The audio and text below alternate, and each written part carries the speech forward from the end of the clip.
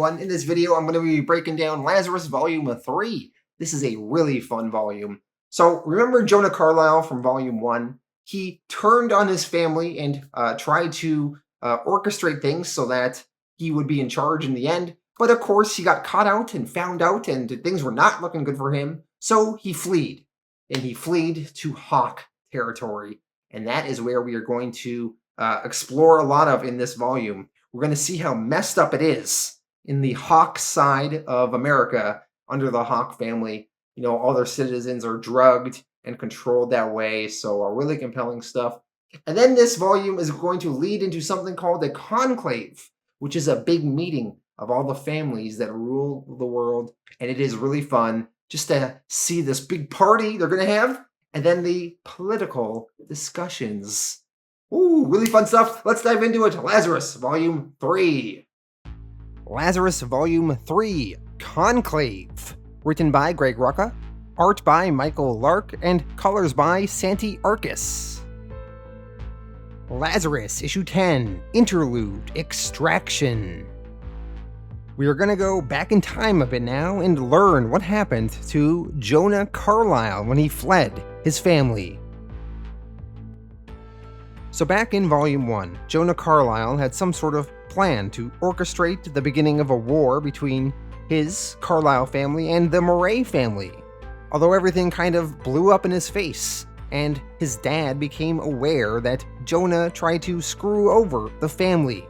So Jonah, in order to save his life, decided to flee. He stole a plane and he began flying eastward over to the Hock family territory in the eastern United States. We pick up there now. So Jonah Carlyle, he's flying the plane.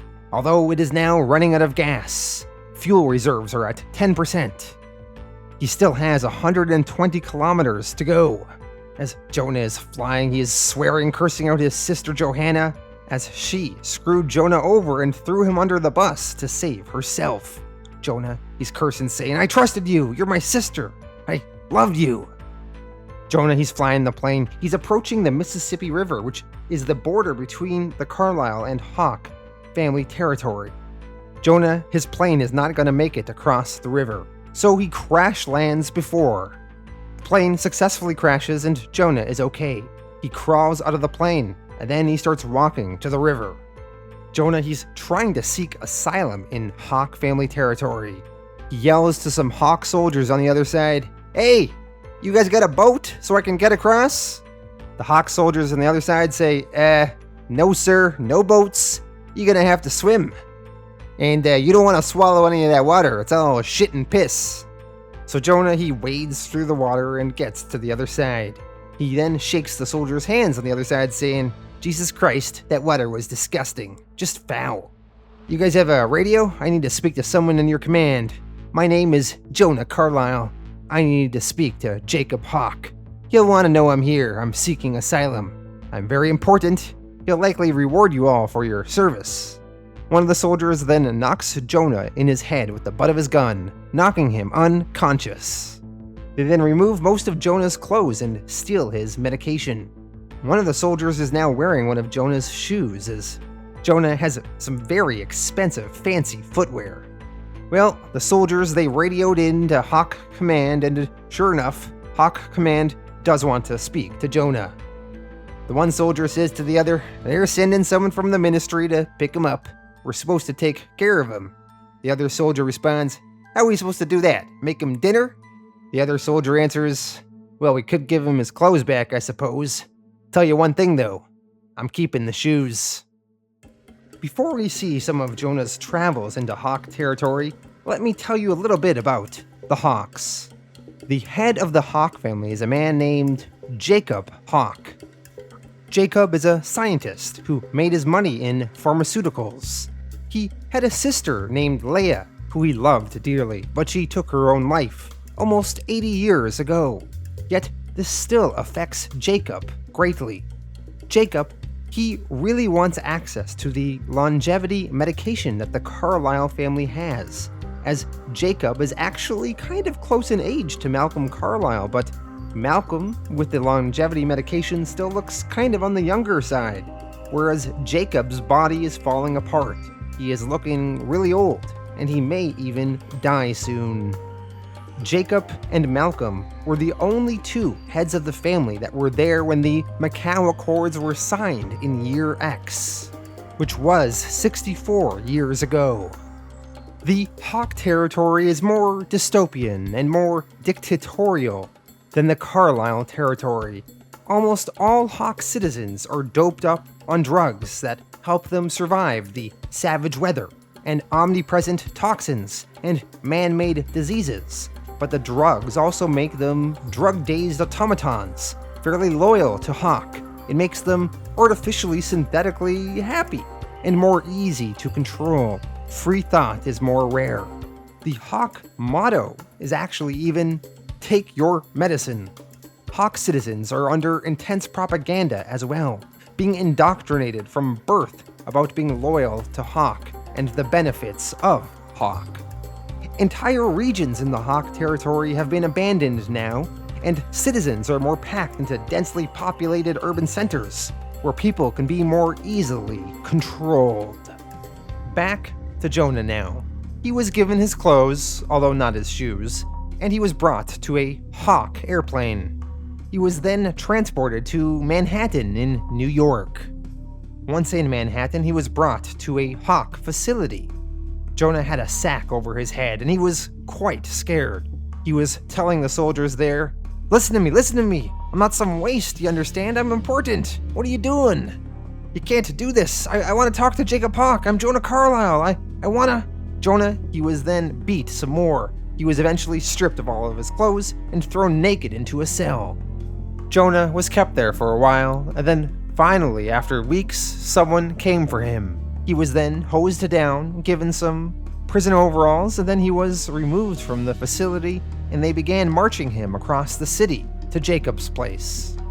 As Jacob is being marched across the city, he hears some Hock propaganda being pumped into the streets over loudspeakers. The loudspeakers are reporting, decisive gains were made by valiant Hock family forces in their war against Malcolm Carlyle. Here, members of the 17th Hock elites can be seen routing the enemy outside of Denver, leading to the discovery of another of Carlyle's slave labor camps where tens of thousands have been forced to toil unto death.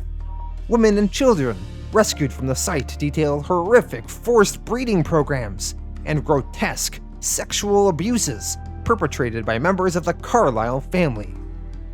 Jonah, listening to this on the loudspeaker, thinks to himself, wait, that's not true. The loudspeaker continues, this just in, the family Morray declares allegiance to Hock against the Carlyle menace. In celebration, all citizens will receive an augmentation to their health allotment, with the increase of 2 blue pills, 3 white, and 6 black and yellows. Remember, citizens, take your medicine. Jonah Carlyle is then taken to a large skyscraper to meet with Jacob Hock in person, finally. Jacob invites Jonah to sit down. He greets him saying, look at you. Has to have been at least 40 years since I saw you last, and you don't look a day older. Come and sit, Jonah. You must be starving. Jonah, a little pissed, replies back, yeah, I am. Can't say much for your hospitality, Dr. Hock, with the way I've been treated and everything. Jacob responds, oh, I'll see if I can't make it up to you. Jonah continues complaining, saying, I'm tired, I'm hungry, I'm hurting. I don't want to play games with you, Jacob. There are things I want, and I'm prepared to give you a lot of information for them. Jacob, to this he says, so, you've been heard to say, but what I want you can't possibly tell me. I mean, what is it you really even do for your family? Aside from trying to put it in your sister, I mean. You don't do anything, do you? Jonah responds, I ran the Los Angeles domain for my family. Jacob replies, not something I would put on my resume. Jacob, he then gives a pill to one of his assistants and tells the assistant to give it to Jonah. And then he orders Jonah to swallow it. Jonah, he doesn't want to. He says, right, because I'm an idiot. No way am I swallowing that. Jacob tells him, you are an idiot, Jonah. You have worth, just not the worth you think. What you know is meaningless to me because you know nothing. What you are is useful, however. Now, take your medicine." Jonah, now angry, says, "Screw you." Jacob, he rings a little bell. Some staff of his come in and they start hauling Jonah away. Jacob tells Jonah, "There are secrets locked within your body, Jonah. Secrets your father has kept from me for over 60 years. Secrets you will help me uncover." Jacob, he wants to try and access the secrets to the longevity formula that the Carlyle family has, and he believes he can get at these by performing experiments on Jonah and analyzing his DNA. Jonah is then force-fed the pills. As soon as he takes them, he immediately becomes a little bit more subdued. Jonah asks Jacob, "What are you gonna do?" Jacob answers, "I'm going to be young again, and you're going to help." "You want to help, don't you, Jonah?" Jonah replies solemnly, "Yes." Jacob orders his men, "I knew you would. Take him down to the lab and prep him." Once Jonah is taken away, Jacob tells one of his assistants to remove one of Jacob's fingers. They're going to need it. Jacob, he then makes a phone call to Severa Bittner, the head of the Bittner family. The Bittner family is located in the north.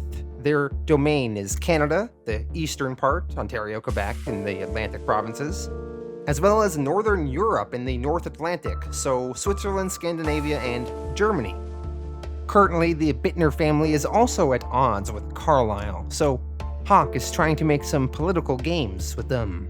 Jacob talks to Severa. He tells her, "An opportunity has presented itself to forward both our houses, my dear. Malcolm has finally made a miscalculation, one that we can exploit." Jacob then explains that he has Jonah Carlyle hostage, and he asks Severa, "What do you think Malcolm will be willing to get him back?" Severa answers, "I should think almost anything, and the accords are very clear on the matter of ransom." Jacob, contemplating, answers, "Yes.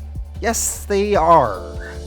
I think the time has come for a conclave, Severa, dear, and once all the families have gathered together, we shall have the means to destroy Carlyle once and for all." Lazarus, Issue 11, Conclave, Part 1 of 5. In this 5-part storyline, we will be seeing the events of a conclave when all the major heads of the 16 families come together to hold a meeting. Here, they will be discussing the ransoming of Jonah Carlyle. Anyway, the conclave is coming, but for now we are building to it still. In southwest Ontario, on the monitored Carlyle-Bittner border, the Lazarus of the Bittner family, Sonia Bittner, is walking through the snow. She marches right towards some Carlyle soldiers. The soldiers point their guns at her and they warn, "This is Carlyle territory. Unauthorized entry without a travel permit is forbidden. Halt or we're going to shoot." Sonia responds, "I am Sonia Bittner, and I am sent by my mother. I am to deliver a gift to the family Carlyle." The soldiers ask her to lay her sword and rifle on the road. Sonia will not give up her sword, though, when she slices one of the soldiers in half. She then tells the remaining soldier there, "My name is Sonia Bittner. I am sent by my mother with a gift for Carlyle. Tell them I am here." We jump on over to the southern Sierra Nevadas, where Forever Carlyle is going through some training with James Mann and her sister, Bethany Carlyle. After they do various tests, Forever, she still has on her mind the message she received recently in her email that said, "He is not your father. This is not your family." This message is still weighing on Forever's mind. She asks James, "Am I a Carlyle?" Bethany, who is in the room and overhears this, replies, "What?" Forever elaborates, saying, "It's just, we know I'm genetically modified. That's not the question. You've made me what I am, what I'm able to do. But I was wondering really, I have Carlyle blood, right? I really am Beth's sister, and Johanna's and Stephen and Jonah's. I was born from my mother and father, right? Despite everything that's been done to me, I am their child, right? Beth and James pause for a while, and then Beth lets out a laugh, saying, "Oh my God, are you asking if you're adopted? Sweetie, I was there when you were born. You're 100% Carlyle. Believe me. What brought this question up all of a sudden?" Forever says, "I was just wondering, that's all, Beth, that's all. I'm gonna go get cleaned up." As Forever is walking through the halls of the complex, she runs into her old trainer, Marisol Ocampo. We first saw Marisol in Volume 2 in some flashbacks, where she was training Forever how to fight with a sword. Marisol and Forever hug as they've not seen each other for about 2 years. Marisol explains she's come back here for some treatment. She's not looking bad for a woman that's pushing 90 years old. Forever explains she has a lot on her mind, and they go back to Forever's room to talk. Once back in Forever's dorm room, Forever shows Marisol the message she received that said, "He is not your father, this is not your family." Marisol looks at the message and tells Forever, "You could give it over to the software team, I bet they could crack it and tell you who sent the message." Forever reluctantly says, "Yeah, I thought about that, but I don't want anyone to think I'm taking the message seriously." Marisol asks, "Are you taking it seriously?" And Forever, she is. Marisol tells Forever that she should show the message to her father. Forever speculates that Jonah was the one that maybe sent her the message. As the two of them are talking, Forever receives a video call. The woman on the video call tells Forever that the Lazarus of the Bittner family, Sonia Bittner, has requested to parley with Forever on behalf of her family. So, shortly after, Forever hops on a plane to Ontario. Once Forever arrives, she marches over to Sonia, and the two of them speak. Forever announces, "I speak for Carlyle." Sonia replies, "I speak for Bittner." Sonia then relays a message from her mother saying, "I am Bittner. I am the voice of my family. My mother speaks." "We come to you, our adversary, on behalf of another," my mother says. "We come to Carlyle acting at the behest of Hock, that family you have so cruelly wronged. In Hock's possession is that which you have lost. In Hock's possession is that which you seek to recover." Sonia then presents Jonah Carlyle's finger in a box. Sonia continues, "My mother speaks. Hock would return that which has been mislaid, that child of Carlyle named Jonah, for a price. This my mother speaks on behalf of Hock. I am to await your reply." Forever she walks away. She tells one of the soldiers there, "Give Sonia all comfort and courtesies." Forever then makes a video call to her father, Malcolm Carlyle. Forever explains the situation to Malcolm, and then the two of them discuss their options. Malcolm says, "If we follow the accords, we have two options. We can pay the ransom, or we can bring it to the other families at a conclave.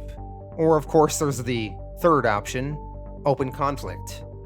Malcolm, he wants to go with the conclave route. He gives Forever a message to relay back on to Sonia. Forever goes back to speak with Sonia and tells her Carlyle demands a conclave as allowed by the Accords of Macau in Article 4, Subsection 3. The two of them then discuss the various terms of the conclave. Sonia proposes that maybe the Vasilovka family or the D'Souza family will host the conclave. Forever says that neither is acceptable. Vasilovka is in conflict with their ally, Carragher, and D'Souza with their ally, Morray. Eventually, it is decided that the Armitage family will be the host of the conclave. The date for the conclave is set to take part 1 week from today. Each family should bring no more than 5 members, including personal security and advisors. With the terms then decided, their meeting ends. Afterwards, Malcolm has a family meeting with his various children. They have to decide the 5 people that are going to attend the conclave. Malcolm tells his family it's going to be him, Forever, Bethany, James Mann, and Malcolm's oldest friend, Arthur Kahn. Arthur is a governor in one of the Carlyle territories. Johanna is pissed she was not invited to the conclave. It's her frickin' twin brother that's been kidnapped. Malcolm tells Johanna that her domain requires attention. Malcolm tells his son Stephen, "You're in charge of the day-to-day operations whilst we're away, and I expect you to look after your mother." Once the meeting ends and everyone clears out, Malcolm is talking to his daughter Bethany. Beth explains that Forever is starting to ask questions if she's really Malcolm's daughter. Malcolm states, "I see. Someone put that question in her head, Beth. Someone is making trouble. Find out who." Elsewhere, we see Johanna talking to Forever. Johanna warns Forever, "Listen, I don't know what Dad is playing at, what he hopes to gain from this conclave, but remember, Jonah used us. He lied to us. He beat me. Remember that. He betrayed us. Don't trust him, Forever. Don't believe a word Jonah says. Don't forget what he did to both of us. He's not our brother anymore." We now jump over to the North Sea, just east of the United Kingdom. We are at a gigantic aquatic base called Triton One. This base is owned by the Armitage family. The Armitage family's domain is the United Kingdom of Great Britain and Ireland made one. The head of their family is Edward Armitage, and their Lazarus is a man named Thomas Houston. Edward Armitage will be hosting the conclave here at this aquatic base. We see the first family has arrived. Jacob Hock touches down. He greets Edward. And then, coming out of the plane behind him is Jonah Carlyle in a prisoner's outfit. Jonah is also missing an eye. He has not been taken well care of. Lazarus, Issue 12, Conclave, Part 2 of 5. The Carlyle family, now on the Triton One aquatic base, located in the neutral territory of Armitage, are discussing their position, which families are allies of Carlyle and which are enemies. In Hock's coalition, he has D'Souza in the south, Bittner in the north, Martins in Africa, Rausling in Eastern Europe, and Vasilovka, which is Russia. Whereas the Carlyles are currently allied with Nicosia in southern Africa, there's Carragher, which is Australia and Indonesia, and there is Morray in Mexico. Malcolm and his friend Arthur Cohn are discussing Morray though. They're worried that their alliance with them might not be as strong as they would like. Malcolm wouldn't be surprised if Hock already made some overtures, or even offered granting him some of Carlyle territory once we're extinct. Malcolm asks Forever, "You've been listening to Arthur and I talk all morning. Surely you've formed your own opinion?"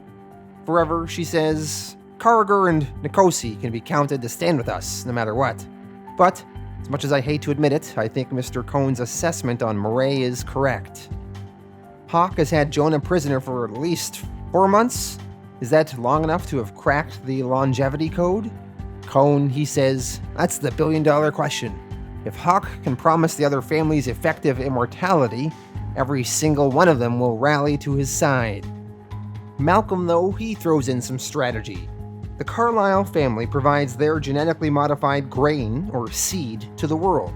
And if the families go against them, well, that grain will stop coming in, and their waste will starve. And all those families will be immediately fighting on 2 fronts, abroad and at home. Malcolm, then talking of the longevity formula, says that Hock, he'll have to convince the other families he now has what they want, access to longevity. If he's cracked the code, he'll want to make it public that he has done so, and he'll do it tonight.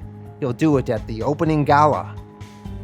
Malcolm, he then asks Arthur to arrange Edgar Morray and James Carragher to join him for lunch.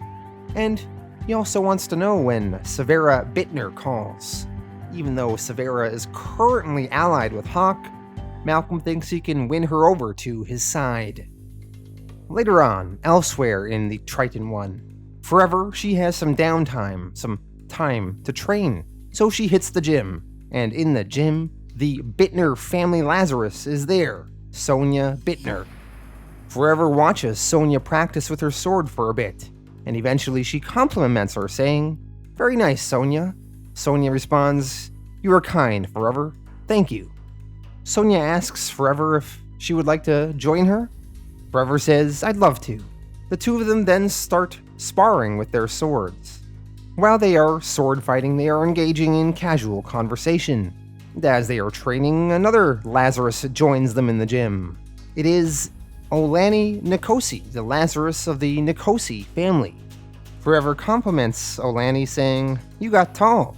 Olani responds, "Yeah, well, you got tall and tits," wearing both very nicely as far as that goes. Even though Carlyle is technically enemies with Bittner and Bittner is enemies with Nikosi, as Nikosi is enemies with Bittner's ally Martins, all of the political differences are put aside and the three of them all start sparring and engaging in polite, friendly conversation. Olani, he shares that Sir Thomas Houston, the Lazarus of the Armitage family, is putting on one of his poker games for late tonight. He tells them that they're all invited if they wish. Elsewhere in the Triton One base, we see that Jonah Carlyle is in a nice, secluded suite.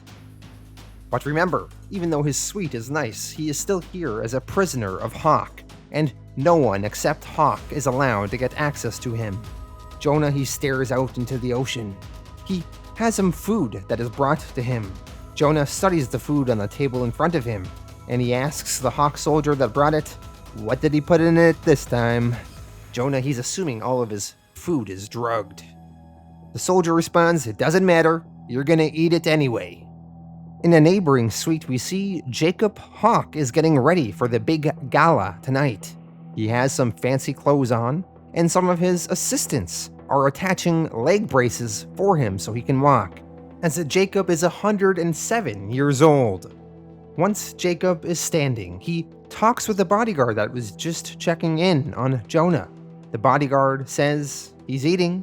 Jacob responds, "Of course he is. You're staying here tonight, by the way. I doubt Jonah has the wherewithal, but should young Master Carlyle get any ideas, I expect you to put a stop to them." The guard responds, "Yes, sir." Jacob, he then pulls out a medicinal device and tells the man, "Good boy. Time for your medicine now." Jacob pulls out some sort of puffer kind of device. He puts it in the man's mouth, sprays it, and the guard takes the medicine in. Meanwhile, over in the Carlyle suites, Malcolm is getting dressed. His daughter Bethany enters the room. Arthur Cohn is there, as well as James Mann. And finally, lastly, Forever, she comes out. Forever, holding a dress, doesn't want to wear it. She asks, "Can I just wear my uniform instead?" Malcolm tells Forever, "This is a black tie gala, Forever. The dress is appropriate." Forever, not used to girly things like dresses, says, "I'm gonna look stupid, and I won't be able to wear my sword." Malcolm tells her, "You're going to look brilliant, and the only weapons tonight are ceremonial, so you don't need it. Beth, would you please help your sister get dressed?" Bethany ushers Forever in the other room and says, "Come on, silly, seriously? You can survive knives, guns, poisons, but you can't manage an evening gown?" Finally now, the festivities begin. All the various families and their parties enter the big gala room where the night's festivities will take place. As they enter the gala room, Armitage has a man announcing their arrival, saying, "Everyone, I give you Dr. Malcolm Carlyle of the Carlyle family, his daughter, Dr. Bethany Carlyle, his other daughter, Commander Forever Carlyle, Dr. James Mann to the Carlyle family, and Secretary Arthur Cohn to the Carlyle family."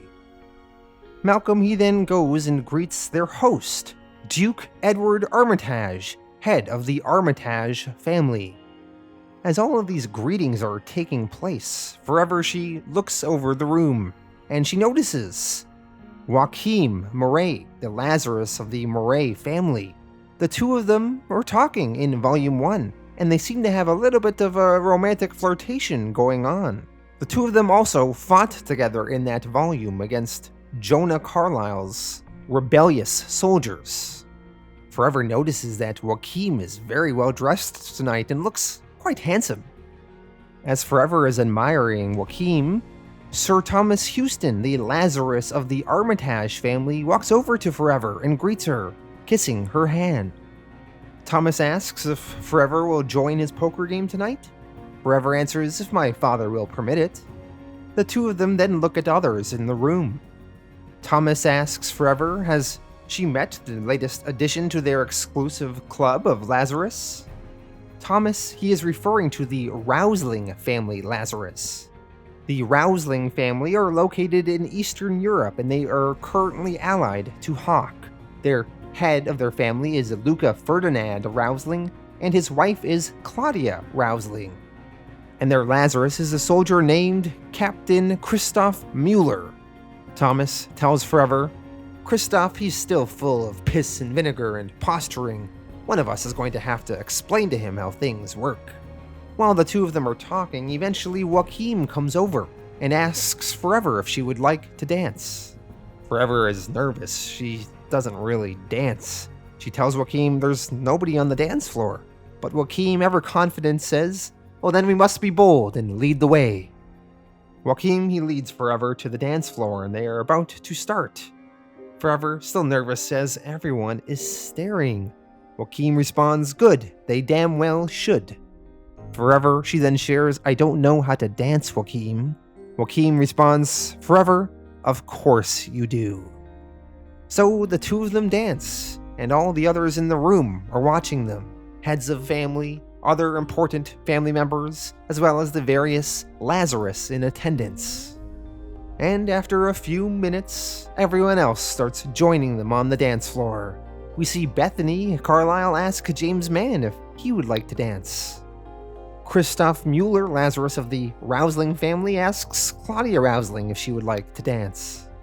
Old man Jacob Hock, he stays put though, sitting down at his table. While all of this is going on, Severa Bittner of the Bittner family steals a moment with Malcolm and asks if he is free to speak privately later. Speak about the Bittners' relationship to Carlyle, perhaps? Malcolm tells Severa, now is as good a time as any. Severa to this says, now might not be the best choice. You might want to watch what Jacob Hock does next. Currently, the Bittner family and the Carlyle family are enemies, but perhaps their two families can work out their differences and become allies once again. While everyone is distracted, Arthur Cohn, an ally of the Carlyle family, he swipes Jacob Hock's wine glass that was left unattended, as they want to run some tests on it. Back on the dance floor, Joacquim and Forever still dancing together. Joacquim asks Forever, they'll be in session all day tomorrow, no Lazarus allowed. We could meet at the gym or the pool, perhaps visit the gallery? Forever tells Joacquim, I'd like that very much. Joacquim says he should be free by noon. And as they are dancing, eventually, Jacob Hock walks over to Forever, and Jacob asks Forever if she would like to dance with him. He says, I was hoping, Commander Carlyle, you would indulge an old man and honor me with a dance. Forever, a little bit confused, says, I can hardly refuse. I don't wish to be rude, but are you sure you want to stay on your feet? Jacob, pointing to his leg braces he has on, says, you're referring to this, are you?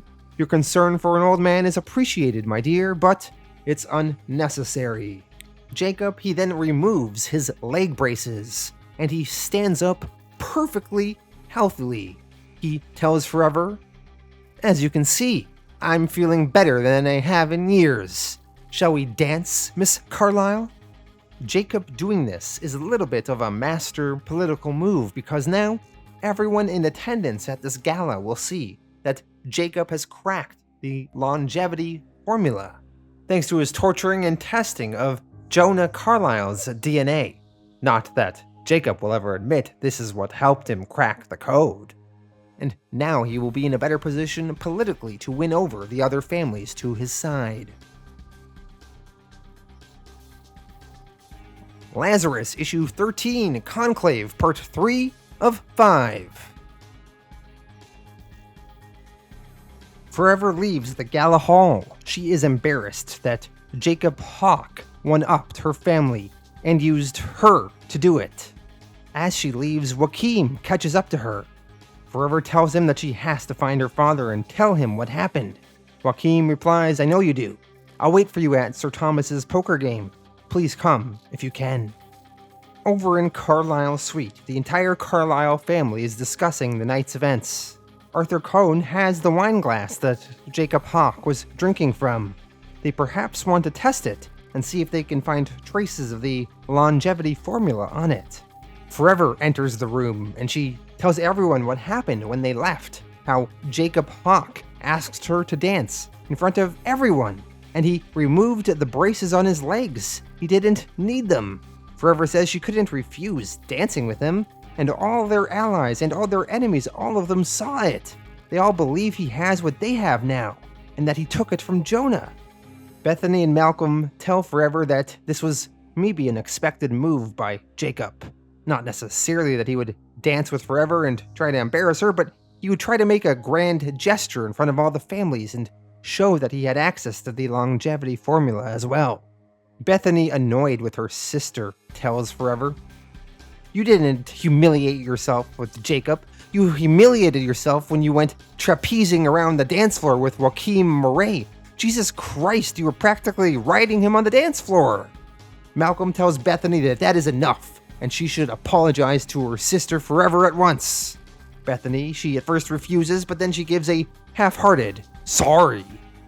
Malcolm tells Forever to go out, enjoy herself tonight. There's nothing more she can do.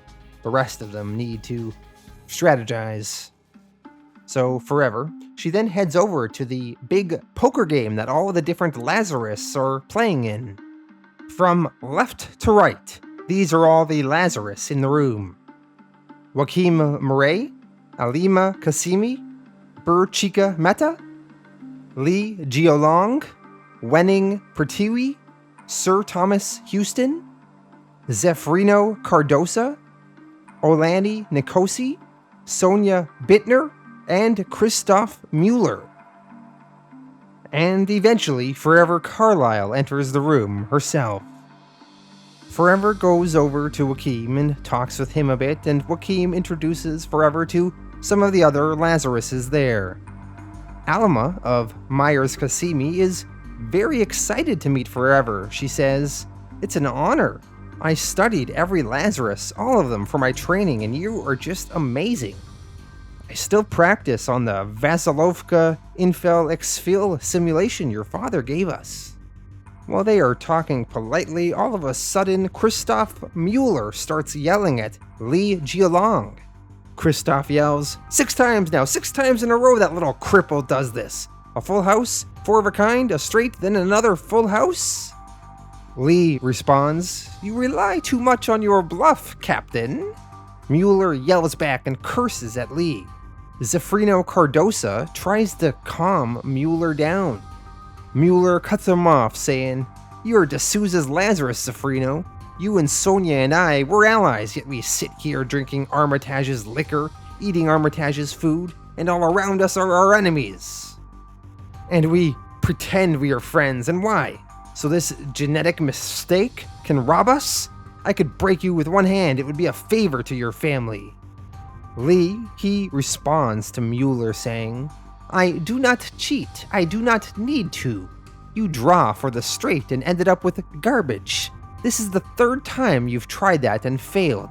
You're a slow learner, as far as that goes. Wenning here could have taken this hand, but she cut herself out of a full house when she discarded her 7. Now let's talk about you, Mueller Christoph. You're 31, waste-born, parents deceased, father unknown, selected for Rousling military service, brought to the family's attention for merit, while serving with Martins against Nkosi, selected Lazarus after a 6-month trial following the death of your predecessor. I completed a spectrographic analysis of your perspiration and respiration over an hour ago. You're swimming in a soup of various pills, courtesy of Jacob Hock. You have a lot of enhancement, at least for one kind of performance. It also accounts for your difficulty controlling your temper. I've also matched the traces of perfume on your skin and clothing. That, combined with one or two of the other drugs in your system, is, shall we say, suggestive. Shall I name the lady in question, or would you rather apologize for calling me a derogatory name? Christoph Mueller apologizes, and then he sits down and shuts up. Sir Thomas Houston, he then jumps in and says, "We may not all of us be friends, but we're the closest we've got. We're Lazari, and that makes us different from everyone else in ways they will never understand. We know our loyalties, same as we know the purpose we serve to our respective families. We may all be set to killing each other before this is over, and we'll all do as we're ordered, but that does not mean we have to like it. Now, Sonia, I believe it's your deal." As they all continue playing poker, Joacquim asks Forever if she'd like to go for a walk with him. She does. As they walk the complex, Forever asks, "There's talk that your family will go back to Hock." Joacquim to this says, "It will not happen. I very much would like to kiss you. Would you permit me to kiss you, Forever?" Forever responds, "Please." Joacquim kisses her deeply, and then once he's done, he says, I hope that was all right." Forever says, "Yes." Joacquim, he then adds, I was afraid I would taste of metal and oil." As we saw in Volume 1, Joacquim is kind of like a Terminator in a way. Forever reassures him, saying, "That is not how you taste. You know, you're my first kiss." The two of them then kiss a few more times that night.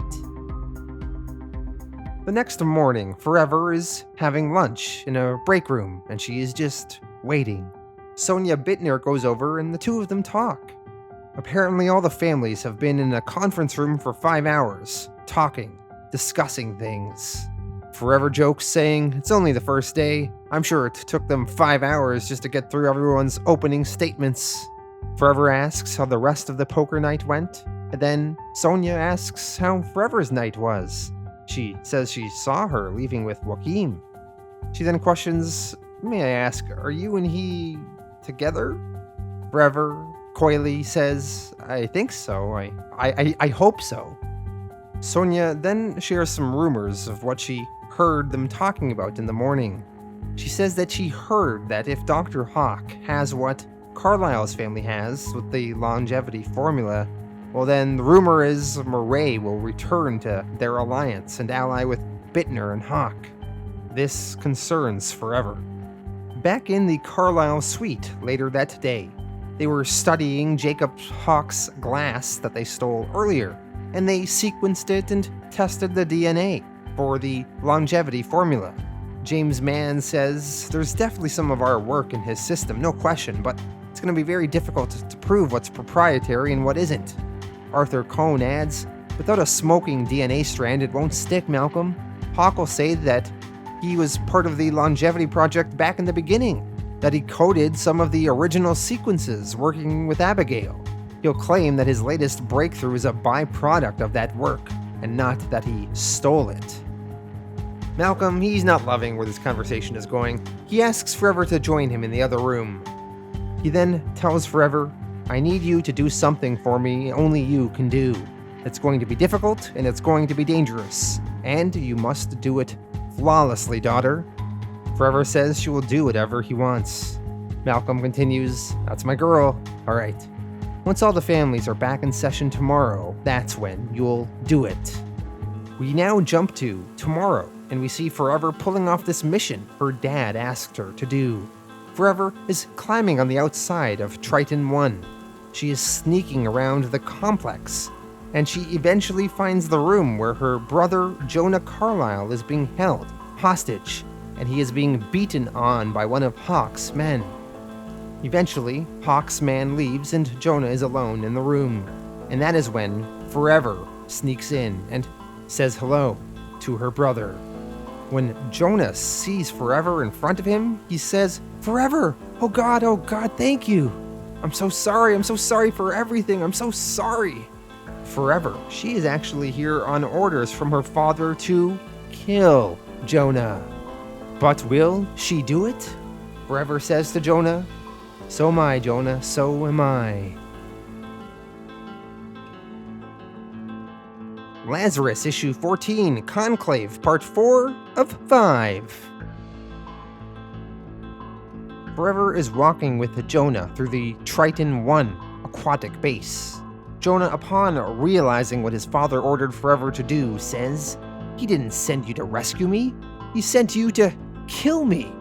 Father sent you to kill me?" Forever answers, "Yes." Jonah to this says, "I don't want to die. Please, Forever. I don't want to die." Forever responds, "What you want? You think I care what you freaking want? I should have killed you already. You're alive because of what I want." Any moment, Hock's drug monkey is going to discover you're gone, and the moment he hits the alarm, it's over for you. I put a bullet in you and dump you to the ocean floor. You're alive right now only because I want answers, Jonah. You betrayed your family. You plotted to murder our father, to murder me." Jonah crying says, "I'm sorry, I'm so sorry, Forever." Forever, she then says, "And you beat Johanna half to death." Jonah is confused when he hears this, as he did not do that. Johanna actually had her personal security guard, Gabriel Mason, beat her, but she wanted everyone to believe Jonah was the one that did it. When Jonah hears this, he says, What? I never hit her. I swear to God. Forever, I would never hurt Johanna. She took care of me. She's the only one who ever did. I did it. I did everything you say. I did it all. I did it for her." Forever then shows Jonah her cell phone and the message she got saying, "He is not your father. This is not your family." She asks, "Did Johanna send me this?" Jonah answers, "I don't know. Maybe she could have." Forever then yells, "Is it true? Is it true?" Jonah, trying to avoid the question, says it's not as simple as that. Forever yells, "Bullshit. It either is or it isn't true. I'm either my father's daughter or I'm not." Jonah, he then finally tells Forever some of the truth. He says, "Forever, you were grown in a lab. Bethany and James made you to Father's order. You're not his daughter, you're his tool." Forever has a surprised look on her face. Jonah apologizes and says, "I shouldn't have said that. He loves you, I know he does. More than he does us." Forever thanks Jonah for telling her this, and then she points a gun to him and says that she's sorry. Jonah, he tries to talk Forever down though. He tells her, You don't have to do what Father tells you." Forever kind of does though. Her conditioning almost won't let her not obey her father. Forever tells Jonah, "I do. It hurts when I don't, Jonah." Jonah tells Forever, "It's the drugs. It's the medicine they give you. Oxytocin, other things. I don't even know what they are. They give you these drugs to make you love us, to make you loyal to us. I want to live, Forever. I know I'm a shit. I know what I've done can't be forgiven, but I've seen things. I understand things I didn't before. I never loved you the way you loved us. We both know that, but if you let me live, I will never give you cause to regret it. I will be your brother forever. Please, I'm begging you." All of a sudden, alarms start going off in Triton One. It is discovered that Jonah is no longer in Hock's quarters. Forever tells Jonah, "It's too late. They know you're gone. I have to make it look like Hock did it. Do you understand? It's what Father told me to do." Jonah responds, "And we must always do as we're told, right?" We see various soldiers are storming the complex, searching for Jonah. They're scurrying through the halls, trying to find him. Forever and Jonah are outside on the top of Triton One, standing on a ledge. Forever has decided not to kill Jonah, and she is going to help him escape. She stole a survival immersion suit that is used in case of emergency, and she gave it to Jonah. She gives Jonah instructions saying, "You can inflate it like a one-man life raft. There's a tab and you pull it and the suit will inflate. You'll be able to float. But you need to stay under for as long as you can. There's air in the suit. You'll be fine. You'll sink when you hit the water. Don't fight it. The suit can take it." Jonah tells Forever he understands. Forever gives further instructions, saying, I remove the beacon and the light. The storm will conceal you. Even if you catch the current, it's a long time in the water before you reach land. Conserve your strength. Jonah, he's about to jump in the water. Before he does, though, he asks, is it scary, Forever, when you die? Forever answers, only the first time. Jonah cracks a smile, and then he hugs his sister and thanks her, and then he jumps in the water. Forever, she then sneaks back into the Carlyle suites. James Mann is there. He tells Forever that they were starting to worry. Armitage's people have completed their preliminary investigation. The lockdown is going to be lifted. The families and their Lazari are being summoned to the Great Hall. Forever, she then goes to take a shower, and she punches the shower wall, overwhelmed from her conversation with Jonah and her having to make some tough decisions. After Forever's shower, she goes to talk with her father. Malcolm tells Forever, Armitage released a preliminary report. They found Jonah's blood in the Hock suite, signs of tampering with the access panels. Forever explains that Hock's man was beating Jonah. Malcolm continues, I'm not surprised. I assume it was you who stole the evacuation suit? Forever explains she did. Malcolm tells her that that was inspired. Now it looks like Hock was trying to cover his tracks, an attempt to make it appear that Jonah escaped. Look, I know this was difficult, Eve. I know it hurt. He was your brother. He was my son. But we're almost through. Just one thing remains. And I know you won't let me down. Later on, in the main hall, Edward Armitage, the head of the Armitage family, is addressing all those in attendance. He explains the results of their findings and how they believe Jonah Carlyle is no longer on board. And although they don't know for sure, they most likely believe he was killed and thrown overboard. Edward, he then states, given the purpose of this conclave was to negotiate Jonah's safe return to his family, this gathering must now turn its attention to the matter of his disappearance. Dr. Jacob Hock, Mr. Jonah Carlyle was in your care, and his safety was your responsibility. What do you offer in your defense? Jacob, in denial, says, I need no defense, Your Highness.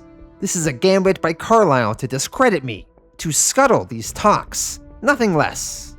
Malcolm Carlyle is scared. For 60 years he has cowed you along with the promise of longevity, and now I have what he held.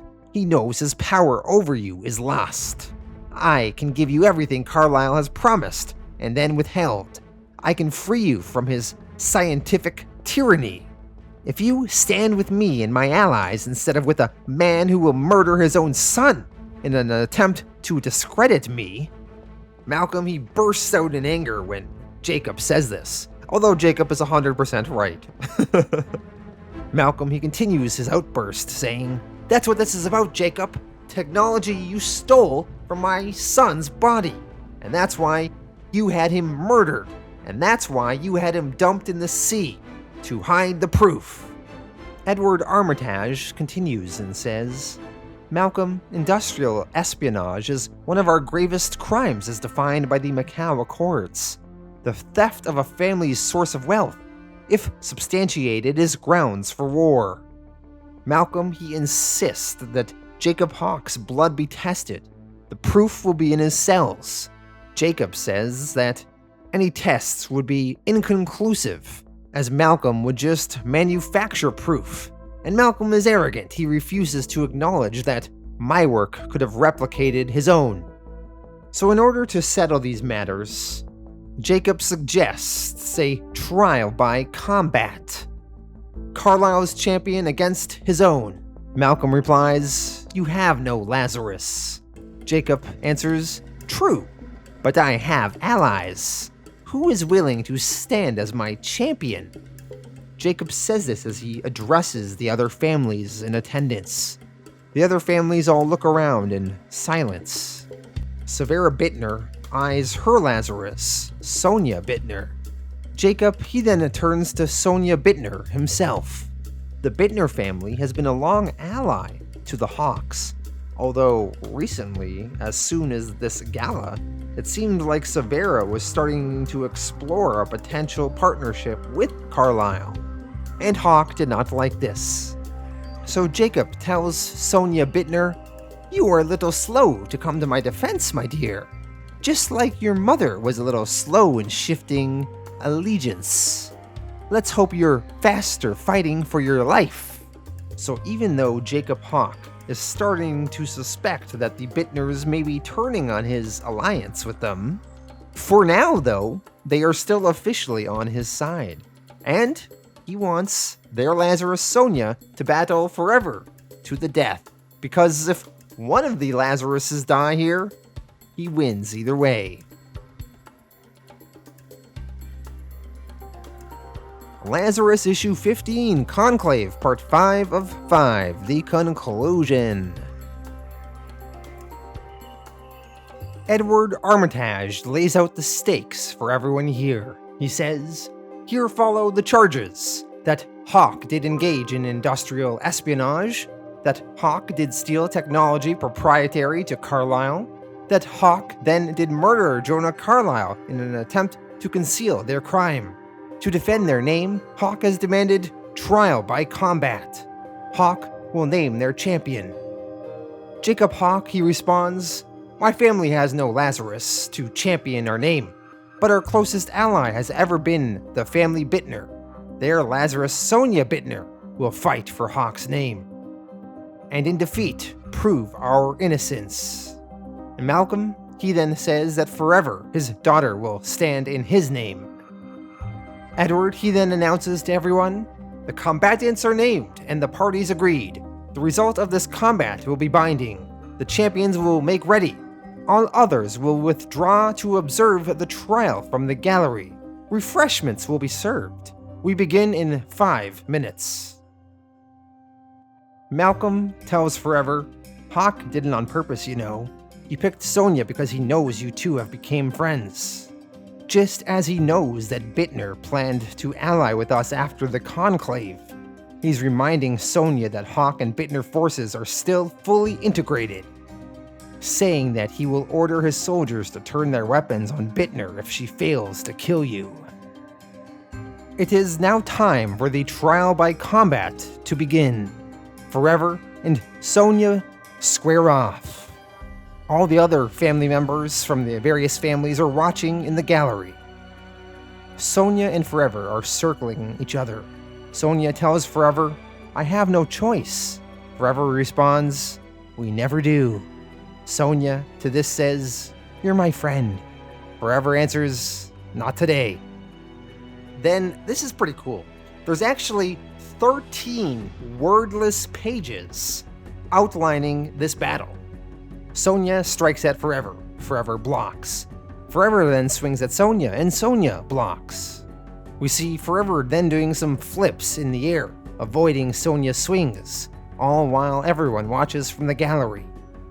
Sonia, at one point, she punches Forever, and Forever goes flying back into a column, but Forever is quickly back in the battle.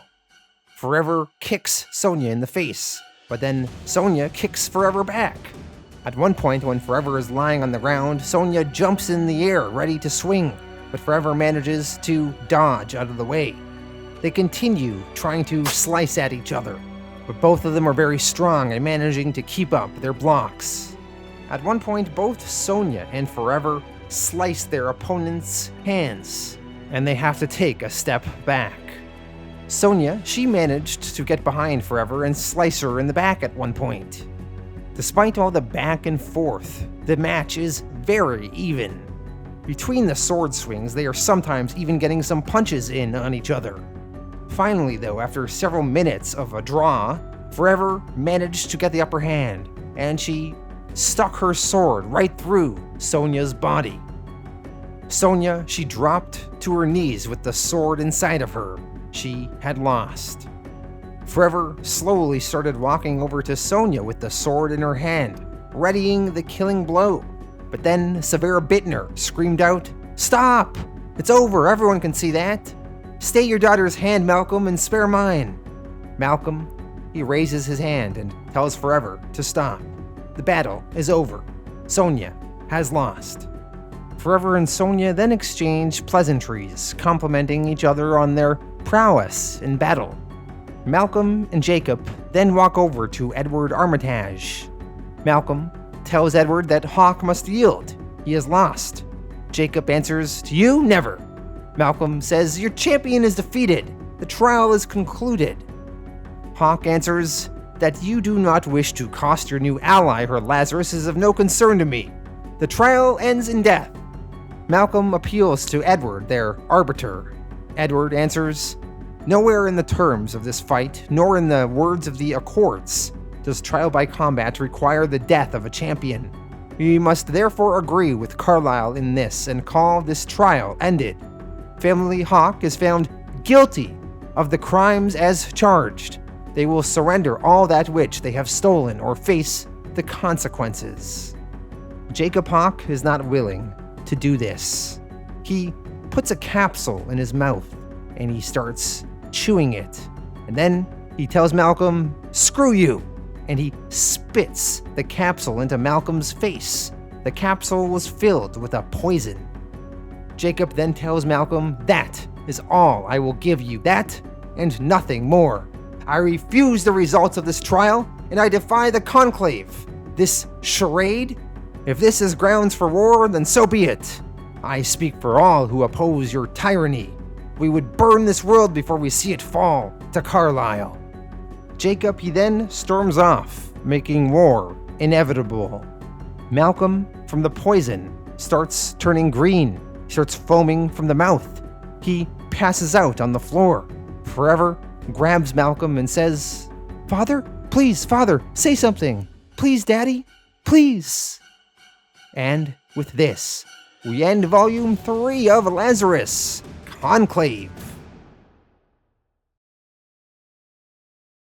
Alright, that was Volume 3. Let me go through my thoughts on this one. I thought it was really fun seeing Jonah in Hock territory and seeing how messed up Hock territory is.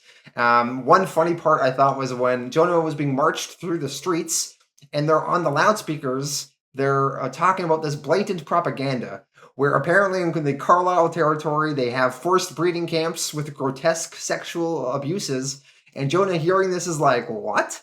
No, we don't." And then when Jonah meets Jacob Hock, some of their interactions was really cool as well, where Jacob basically does not give a shit about Jonah, and he's going to just experiment on him and get what he wants. And then we have the Conclave in this volume, which was so fun, seeing these different families coming together, wearing their best clothes, having a big party, having political conversations, watching these Lazarus play poker as well.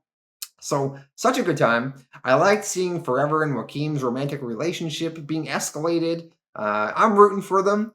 I thought it was really compelling, the Jonah Carlyle stuff, where and how he's kind of being used as like a chess piece, a pawn between Malcolm and Jacob's games here. And Malcolm orders his daughter Forever to kill Jonah just so that he can one-up Jacob Hock. And Forever was going to do it, but then when she talks to her brother, they have a very serious conversation where Jonah tells her all sorts of secrets about her past. And they really kind of came together there. And Forever decides to disobey her father and help Jonah escape.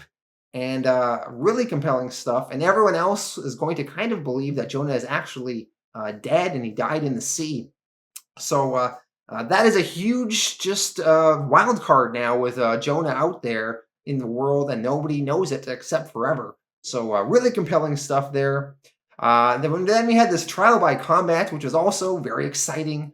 13 pages of an epic sword fight between Sonia Bittner and Forever Carlyle, with some really cool stuff there. Forever, of course, won in the end, but Jacob Hock does not care. He's not going to abide by the trial by combat verdict, and he spits poison in Malcolm's face. Malcolm's seems like he's dying, and Jacob has basically declared war. So really compelling stuff in this Game of Thrones Succession-esque mixed with superhero drama here.